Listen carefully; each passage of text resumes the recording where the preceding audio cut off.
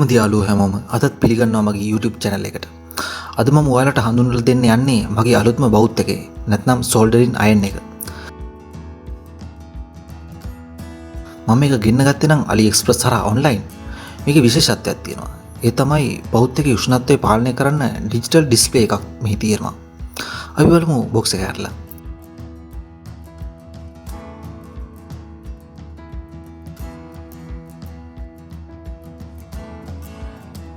මේ චීන සහ ඉංග්‍රීසි භාෂාවලින් විස්තර කරලා තියෙනවා. අපි බලමුද මොනවද කියලා තියෙන්නේ කියලා.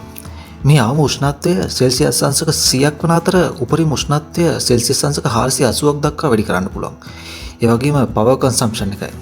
නැත්නම් බල ශක්ති පරිභෝජනය වොට් 90ත් 145ත් අතර වෙනවා. මෙය 220 වෝල්ට් 220 AC විදුලියෙන් ක්‍රියාත්මක වෙනවා. ඒ වගේම බෞද්ධ එක රෙජිෆෝම් අසුරණයකට හොඳින් අසුරලා තියෙනවා. 2-pin plug එකක් තියෙන බෞද්ධ එකට. මේ තියෙන්නේ ඩිජිටල් ඩිස්ප්ලේ එක. මේ තියෙන රතු පාය බටන් එක ඔප්පුවාම බෞද්ධ එක ඔන් වෙනවා. බෞද්ධ එකේ සාමාන්‍ය උෂ්ණත්වය සෙල්සියස් අංශක 350ට සකස් කරලා තියෙන්නේ. බෞද්ධ එක ක්‍රියාත්මක කළ තප්පර කිහිපයක් ඇතුළත සෙල්සියස් අංශක 350ට බෞද්ධ එක රත් වෙනවා.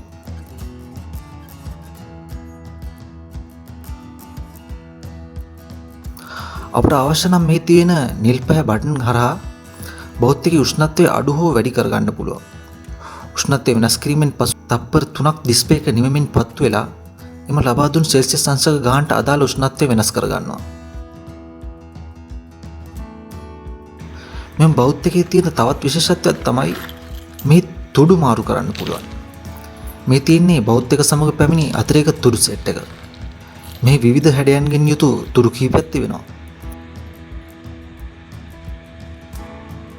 ඒ වගේම මෙහි ලෝහ තුඩ රත් කරන්නේ බෞද්ධ එක තුල තියෙන පෝසිලෙන් කුරක් හරහා. අපි බලමු තුඩු මාරු කරන විදිය සහ ඇතුළත තිබෙන පෝසිලෙන් කුර.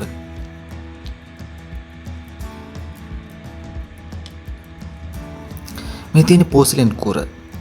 මේ පෝසිලෙන් කුර රත් වීම හරහා ලෝහ තුඩු රත් වීම සිදු වෙනවා.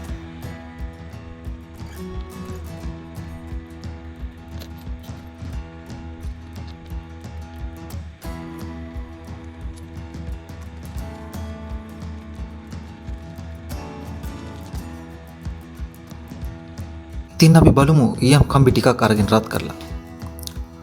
ඔබට පේනවා ඊට ඉක්මනින් සහ පහසුවෙන් ඊයම් කම්බි රත් වන ආකාරය.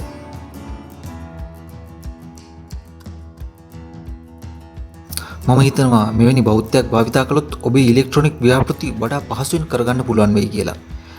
ඉතින් අදත් මගේ YouTube channel එක සමග එකතු වුණු ඔබ සියලු දෙනාට බෙහෙවින්ම ස්තුතියි. තවත් නවතම තොරතුරු රැගත් වීඩියෝවක් සමග හමු වෙමු.